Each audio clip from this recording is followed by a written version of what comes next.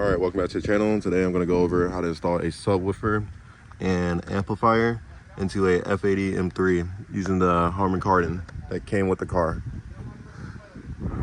This video could also apply to F82s because I'm sure that the Harman Kardon amplifier location should be nearly the same. So let's get right to it. I went ahead and mounted the amplifier to the top of the trunk, as you can see, using self-tapper screws. This is a Boss 1100 watt amp. Picked it off Amazon for about 70 bucks. Now, I'm using high-level inputs. Figured this would be the simplest way to wire this into the stock radio.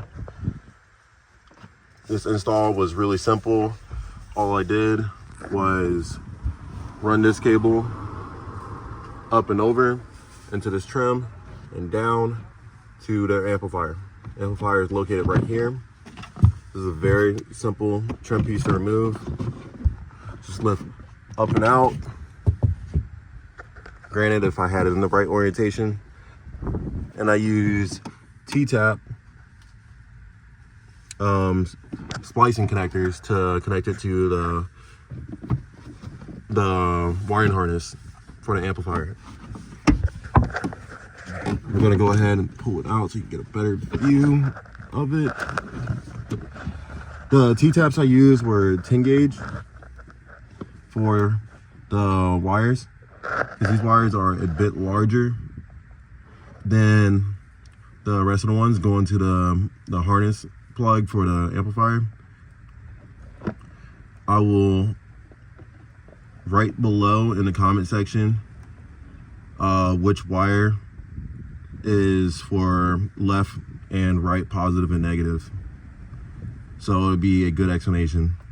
But just as simple as that, T-tap connector, and it was a 10 gauge T-tap connector. This wire right here I bought off of Amazon. Doesn't matter which wire you decide to use, but I wanted one with a sheathing over the cable to make it an even more cleaner install.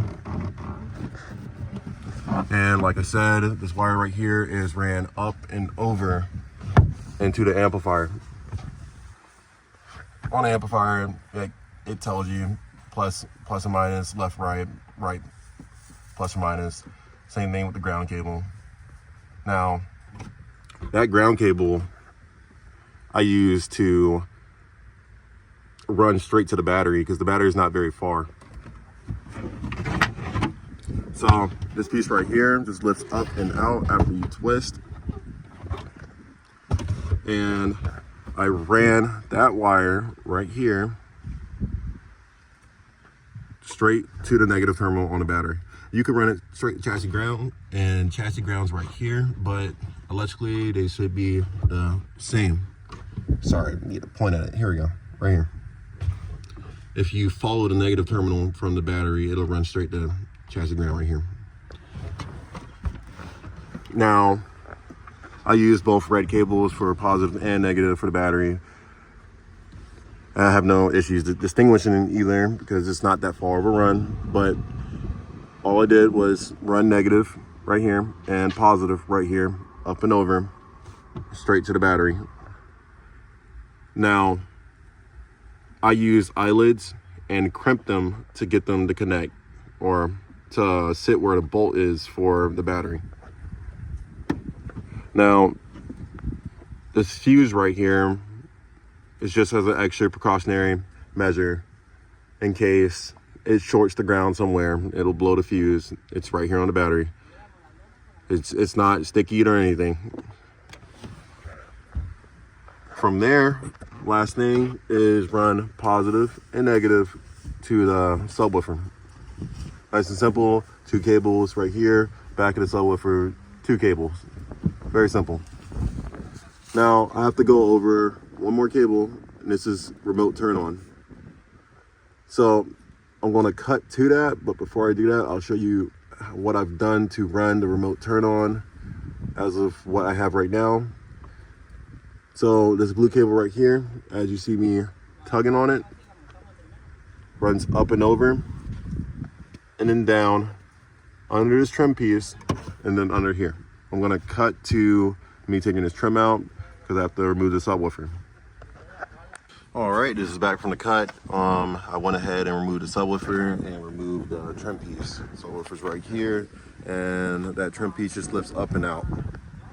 So you're gonna go to this fuse box right here. You're going to look for, I don't know if I remember the fuse exactly. I'll list it below. And you're gonna go ahead and remove this hex nut right here. It's a 10 mil.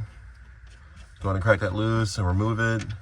And the amp should lift up and slide out, as you can see from the little tabs right here.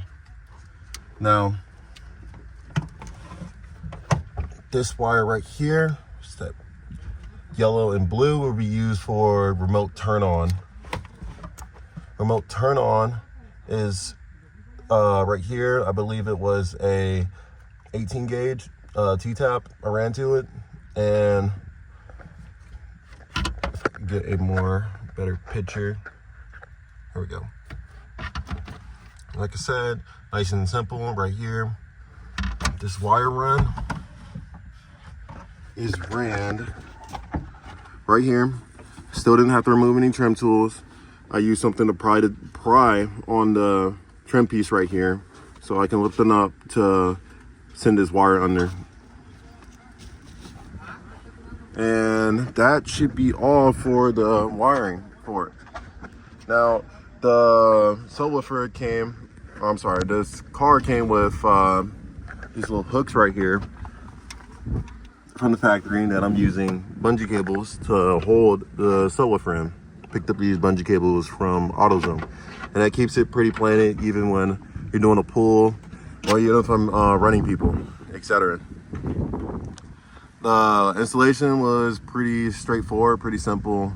BMW did a lot of the work for you when they put the amplifier in the back. Same thing with the battery for when it comes to wiring purposes.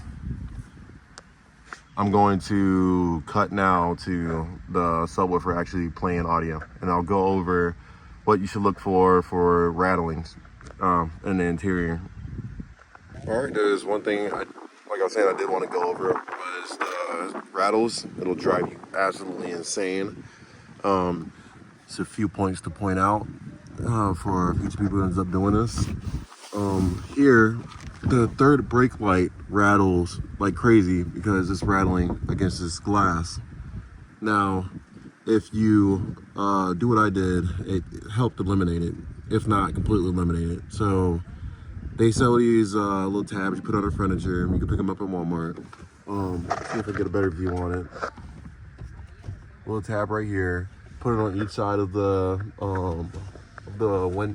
rear windshield, and it prevents this piece right here from rattling. Also, these little baby covers.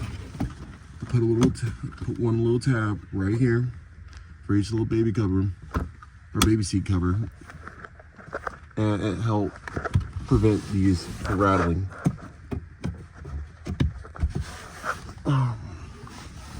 And then the infamous license plate that rattles.